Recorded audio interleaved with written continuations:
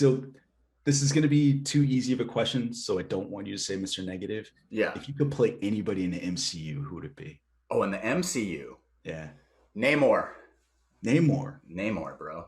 Okay. Namor. Now they might have already cast him for Black Panther too, but like that Yeah. was always my thing. It was like I just need the hair like going like this, Yeah. and then like come on, man, I'm good. I'm a good Royalty. swimmer. Yeah, royalty. He's got the intensity. Yeah. I feel like I have the height, so that would be the dream. That, Namor for sure. You can put that's that in your cool. headline. Stephen Oyoung wants to play Namor.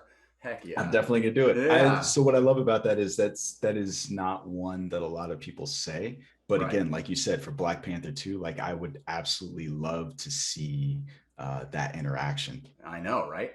I'm looking forward Yeah. to that for sure. Yeah. I'm not looking forward to if they cast him already, but like, if whatever. I'm looking forward to the movie no matter what. So, yeah, man. That's cool. That's Yeah. cool.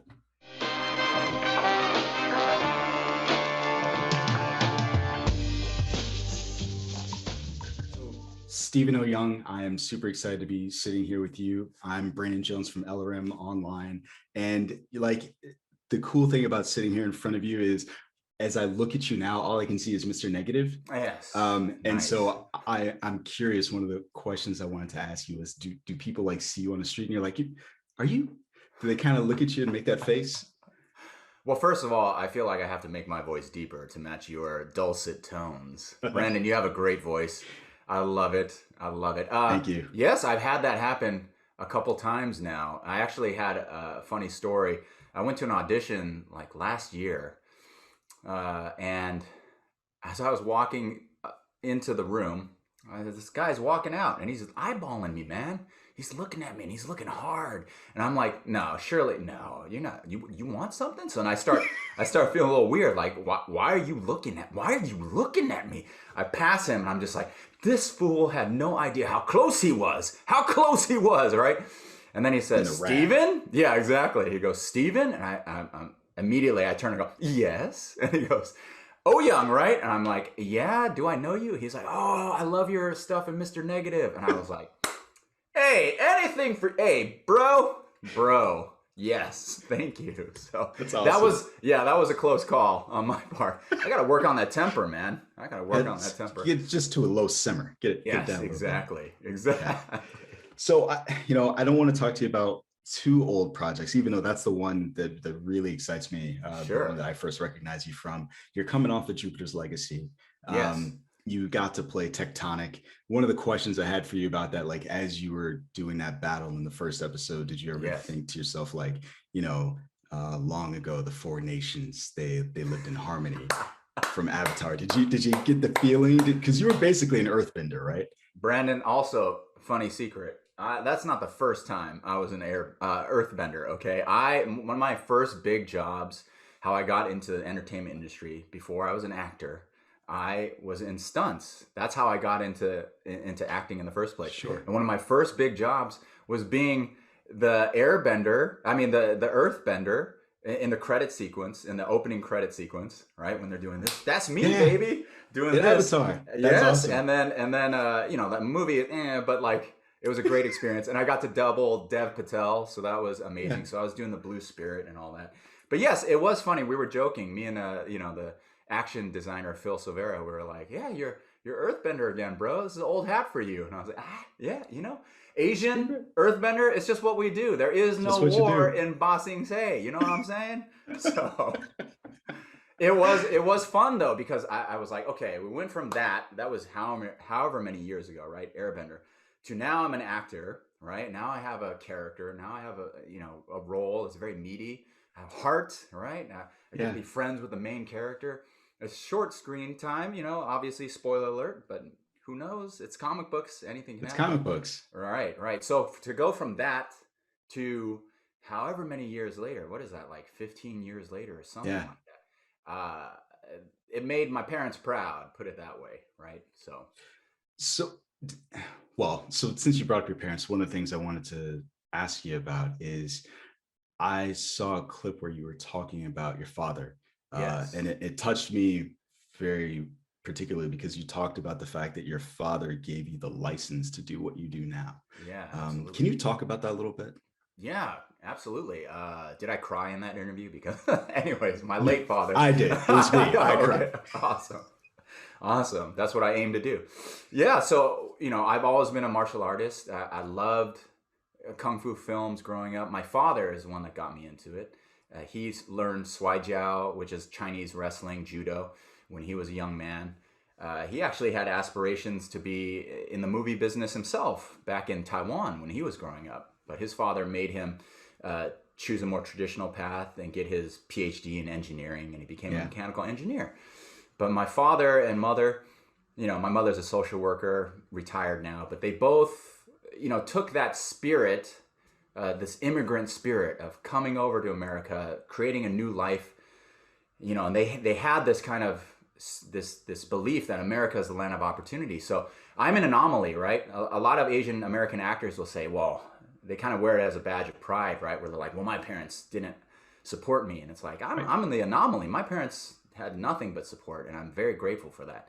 And so I learned martial arts for many years, and then I got obsessed with wushu, kung fu when The Matrix came out. So Keanu Reeves is another inspiration, right?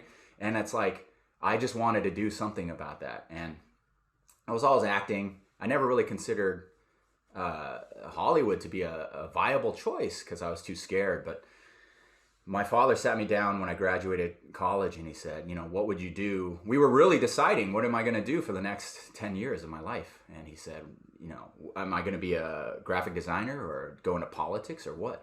He said, what would you do for free? And I said, honestly, if I had no fear, I knew it was all going to work out, and I had all the time in the world, I would do acting, which is, to me, that was like such a scary thought because who likes Yeah. to be rejected all the time?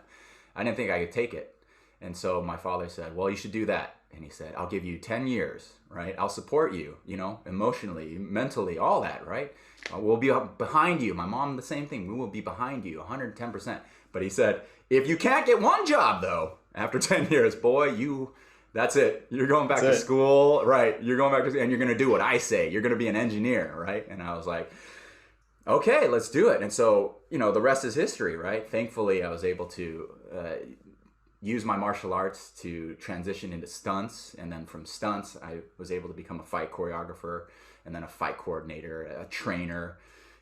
And then from there, I made the literal jump into acting, which has always been the dream. And so this is why I'm able to talk to Brandon right now. Dulcet Sweet. tone Brandon, yeah. So Sweet. so I thank my father. I thank my father and my mother profusely because they always said, try it, because the worst that anyone can say is no. Right. And my brother has said this. My older brother has said this too. It's like sales. You got to get 100 no's before you get the yes. And I have gotten many no's in my career. For every little thing that you might see, or for every credit on my IMDb, for every thing that I'm proud of, I have 10, 20 things that I didn't get. So Yeah. the hustle continues, which is why I'm out here now and still doing the thing. That's cool. It's really awesome that they instilled that in you and they were willing to support you and gave you that license. That's very cool and very special. So Absolutely. yeah. Yeah. Uh, one of the questions I wanted to ask you about Jupiter's Legacy before we got too far away from that. So you've played at this point superheroes, you've played villains. One of the central questions of Jupiter's Legacy is about the code, Sheldon's code. It's a Yes. question of like whether or not you could kill, right? Whether or not Right. you could kill. Right. Having been on both sides of the spectrum, how do you feel about that? What are your thoughts about whether or not superheroes should do that? Have I killed before? Let's see. No, I'm joking. Well, right. I mean, so as Mr. Negative, that was a beautiful thing, right? That's the dichotomy.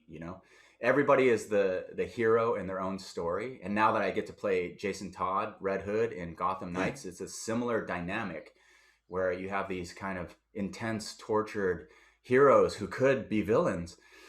And do they kill? Is that the thing, right?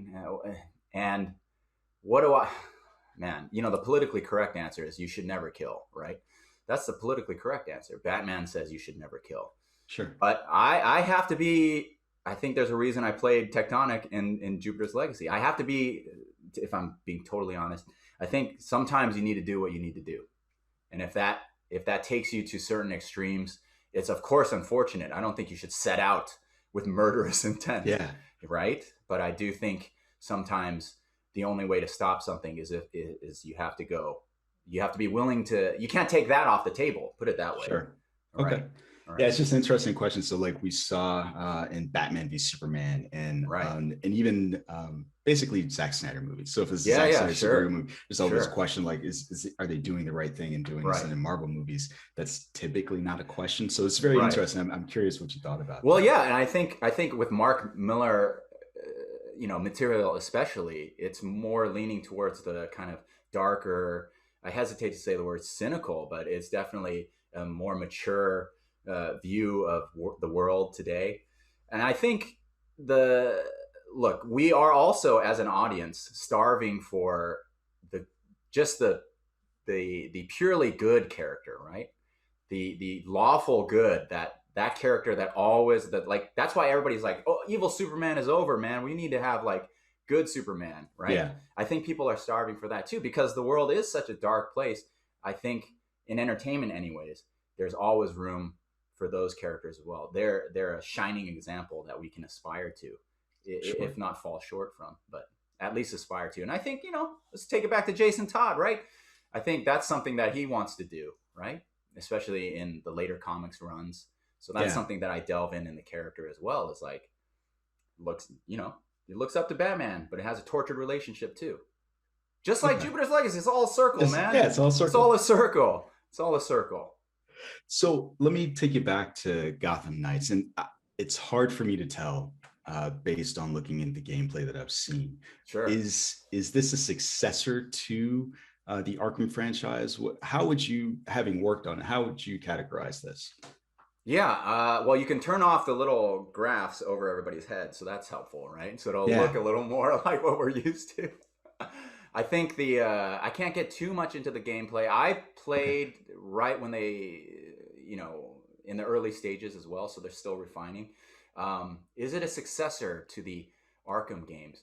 I think the feel is going to be, you can tell by the trailers. It's different. It's Yeah. different.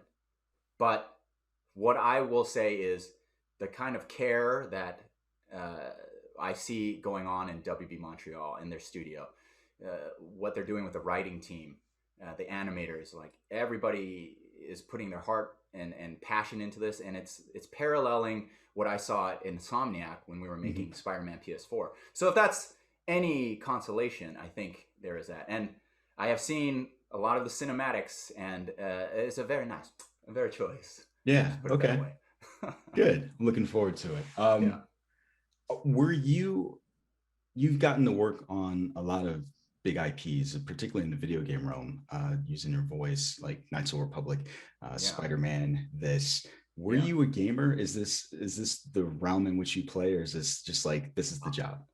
I am not. I am not like a professional gamer by any means. Uh, I always prided myself on like, well, I make the games, so it's Yeah, like, okay, all right, you go play. I'll try to like make the games. I'm too tired like getting beat up or beating yeah, people up, But I obviously have my favorite games, which are Metal Gear Solid 3, where he's in Vietnam. I love that game, right? Like, I played that religiously. I thought, I even bought it just so that I could watch the cutscenes. I yeah. love that so much. And Resident Evil 4. I'm not even into horror, but I love action. And so the Sure. two blending together, I was obsessed with both games. So those two games, I still have them on my little PS3. You know what I mean? Yeah. And those are the games I will play to the end of time. Um, yeah, but you probably won't see me start a Twitch channel because it's just, that's a lot of work to be a It is. professional gamer. I have nothing but respect to professional gamers. They're good. I'm not good enough. I'll die. Who wants to watch that? Yeah. And I gotta say, so the first game that you threw out there, Metal Gear Solid, is probably it is my favorite game of all time, mostly because of the Nice. ending. Right. I have a friend of mine, we talk about this all the time, that the first time I beat that game, I just put the controller down, walked away, because it was just that heavy. And I had never Yes. experienced that before in Yes, a you game. playing the boss, the big Yeah. boss, and then that song by Star Sailor, which I downloaded and I've been Yep. listening to religiously on playback for the past 10 years, or ever since that game came out, right? like I thought that the action, and as an action guy myself as well, I was really drawn to that fighting mechanism that they're doing. Like, so good. CQC. CQC and Ocelot, and then just all the stuff is just like, yes, yes. So I'm really looking. Put it this way: sometimes people ask me, "What are you looking forward to? What are your goals?" Right? And I always say one thing or the other. Today, right now, I'm saying I want to get on the next Metal Gear movie that they're making. Man, that's what I want to do for You're sure. gonna do it? You can, That's I what mean, I'm who do saying. you have to call? That's what exactly. I'll get my people on it. Yes.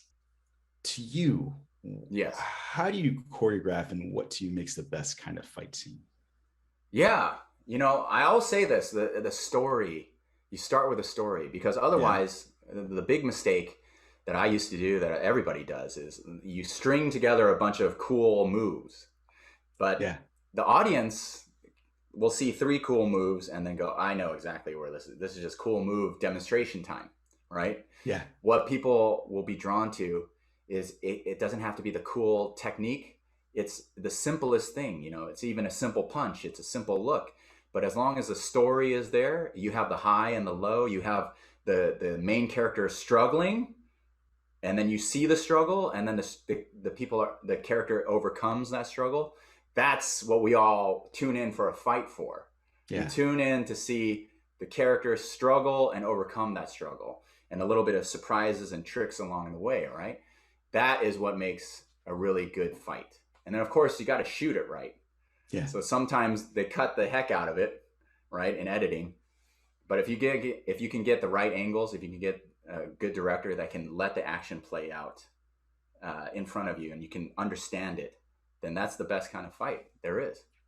It's Some of really my awesome. best, yeah, some of my favorite fight scenes are like Star Wars, Phantom Menace, Mhm. right? It's really clean, that Yeah. fight. Hallway scenes that all the Marvel shows do. They're great too because they're just very clean. In Daredevil season 1, like, and Punisher and all that. It's just very Sure. clean action. So that's the kind of stuff that I like.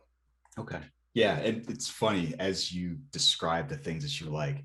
I'm thinking of Ray Park in Yeah. Phantom Menace, and you can hear the music and you can see the doors Yes. open. And so, Yes. yeah, they just did a really good job of setting up and making you feel that. Yeah. Or as you're describing, talking about the struggle, I'm thinking about Daredevil dressed in black. And as he's Yes. fighting everybody in that hall, you can see the human kind of cost of him Yes. fighting and the fatigue That's of right. fighting all those guys in the room. So, It's a yeah. great, it's a great, two great points. The setup is so good to build up the tension and then do it, right? And then, as you Yeah. also said, that human struggle when he's out of breath. We care more when he's out of breath than if you see a dude just literally doing 50 moves Right. perfectly, right? Because we can associate with that, and we can put ourselves in that place. And then when he or she wins, we're just like, oh, that's cathartic for all of us. That's why we go Yeah. see these fights. Yeah. That's really cool. That's really, and again, like, it's really cool that you gave that explanation because my mind is just like exploding thinking of all the examples. Obviously, the probably the biggest one that a lot of people think of now is in-game. Oh yeah, Captain for America sure, strapping on the shield for and sure. yeah, Right? I mean, think about the fight right there. Right? Like, people maybe remember one or two moves from the actual fight, like when he threw the hammer and it yeah, ricocheted back. But what do you really remember? You remember that moment where like you said, he straps the shield and it's bloody and he's tired and he's gonna make his last stand. That's what we remember. That's why we go see the movies. yeah. What I love about this conversation is I think that you've forever colored the way that I'm going to see fight scenes now. I'm going to think about like what are the stakes? What am I into this or am I not into this? And Right. what is there and what's missing? So Right, thanks for that. exactly. Awesome. No, Yeah. absolutely. Good question. One of the, one of the funny stories I saw you tell was one about Keanu Reeves. You said after you trained him on 47 Ronin, Yes. um, like you go up to him and you're like, "Hey, remember Yes. me?" Every time, Yeah, of man. I course met I him remember like, you. Like you yeah, don't know me. I met him 5 times. Every time. Hey, I'm Steven from 47 Ronin. You remember? Ah, yeah, yeah. Cool, Yeah, cool, cool. yeah, You have no. But I don't blame him. Whatever, yeah, cool guy, man. He could lie, he didn't have to lie to me, so he's a nice yeah. guy. Yeah. That's awesome. Yeah, exactly. Super cool. Super cool, man. Well, with regard to the franchises that you have worked on, one, is it hard for you to believe that this escalation that you're getting to work on these things that you enjoyed as a kid or when you were younger?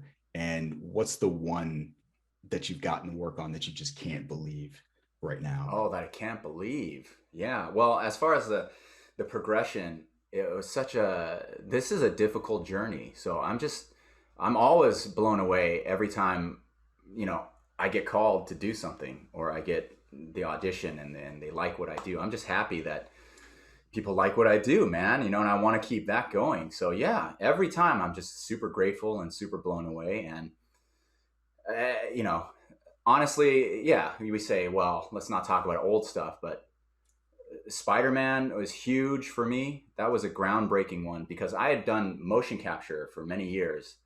You know, I was behind the scenes, being the person's body, doing the fights. Like I did the main fight in Uncharted 4, you Oh, know, the really? sword fight, Yeah, right? Where yeah, so I was like coming up with stuff like that. But like you don't see my face, you know what I mean? So sure. for Insomniac to do that and for me to be able to beat up Spider-Man, like that was a childhood dream. Like if I can't beat Spider-Man, at least I can beat him up, right? And then Okay. to go from that to getting, you know, Red Hood, which is voiced by Jensen Ackles to much acclaim, right? Yeah. Jensen Ackles is kind of one of my inspirations too, because when I listen to his voice, sometimes when I need to be tough, right, and to play a tough character, I just do what Jensen Ackles does. Just It's talk pretty like good. Jensen Ackles, right? And it's like I get into the Jensen Ackles mode, and so it was very funny when I did the audition. I was like, they didn't tell us the names of these characters. I kind of had an idea, right? But I was like, what is going on? And then I saw all the people in the room.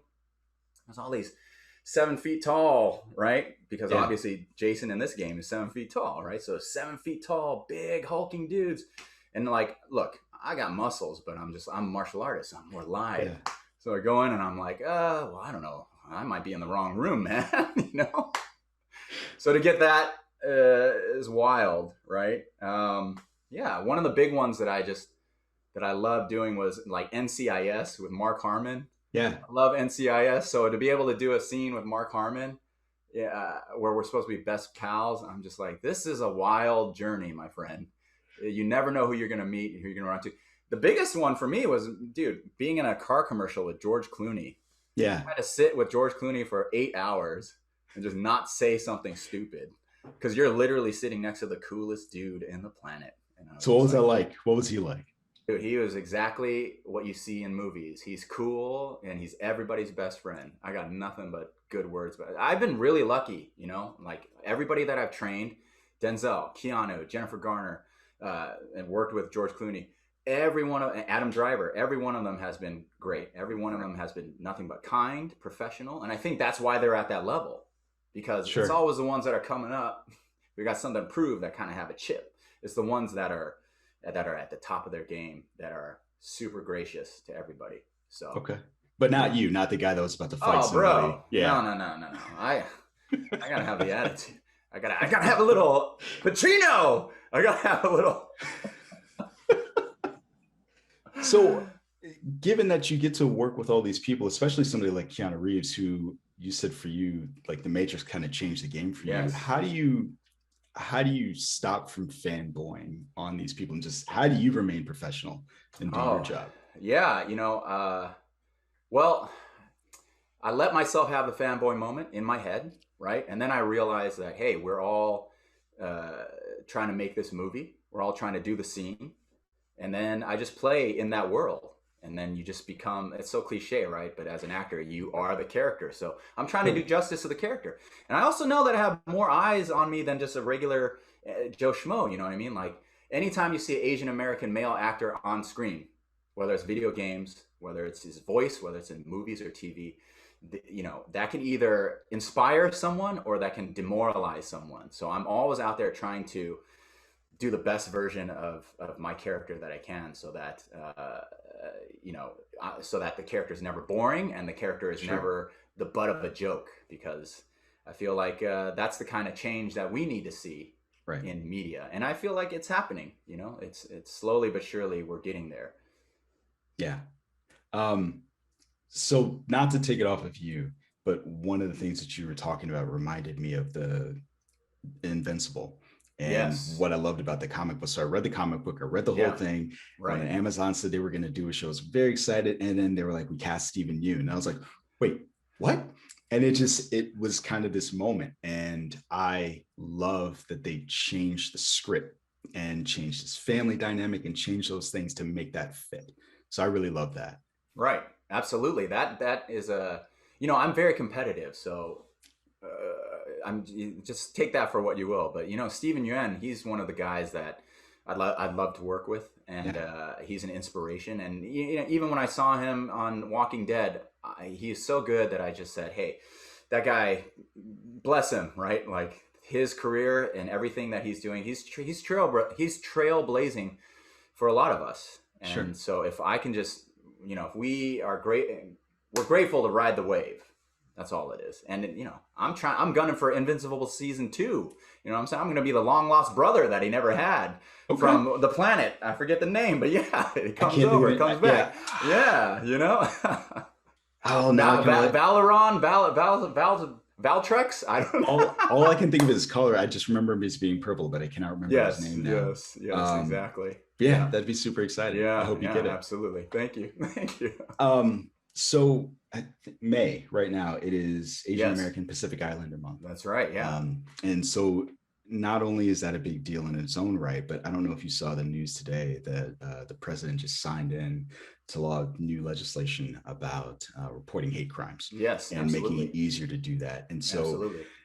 given that that's one of the things that's so important to you, I would like you to speak about that and just and say what that meant to you, if anything. Absolutely. Well, okay. Yeah. Living in America as people of color, as we have similar experiences. Obviously, here's the thing, right? Everybody, there's a lot of chatter where people feel like, look, there's too many causes, not enough attention, right? And sometimes it feels like we're pushing diversity for diversity's sake. But I always feel like diversity is really about breaking stereotypes and actually telling good stories, right? Mhm. And what I mean by that is everybody's got all these untold stories and experiences and points of view. And it's not just the AAPI community, but it's every community, right? And it's Mhm. every color and it's every demographic. And everybody wants to be seen and everybody deserves to be heard, I believe, in this country.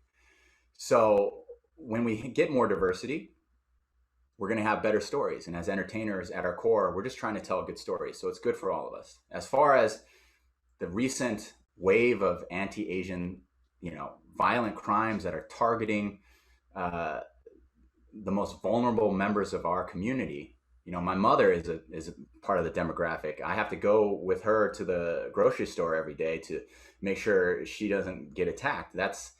We feel unsafe. And you know what? A lot of people in this country have been feeling unsafe for many years. Yeah. And, so that's nothing new. If anything, that's a very American experience, and yes, as far as the bill going through, there's still a lot of work to do. I'm glad it went through. I'm glad we have venues like this where people like us can talk, because I think a lot of it just has to do with getting awareness out there so that people can see that people like you and me, Absolutely. that people like you and me are people, that we're human beings, that we are part of the fabric of the American life, that we're not going anywhere, that we're not victims and we're not scapegoats, and that we're fighting back, and that we have perspective and a voice.